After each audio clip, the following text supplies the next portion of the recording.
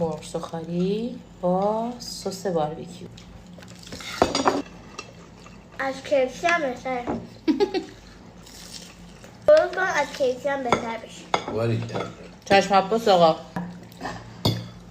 این فیلمی که شما دارید الان میبینید سری دومه که داره ضبط میشه. یه بشقاب کامل خوردیم، دیدم هیچ چیز ضبط نشده. دوباره کشیدم و تو اوج سیری دارم میخورم. حتی نوشابه هم خورده بودم، نوشابه ترشو.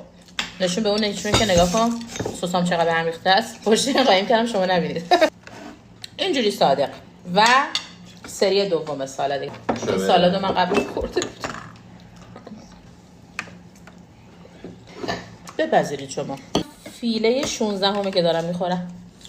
و یه چیز جالب بگم، من خانواده با من دارن دوباره تکرار میکنن. همه دوباره کشیدن از اول که تو فیلم من صداشون باشه. این هم سختی شغل ماست. من کشت زیادی.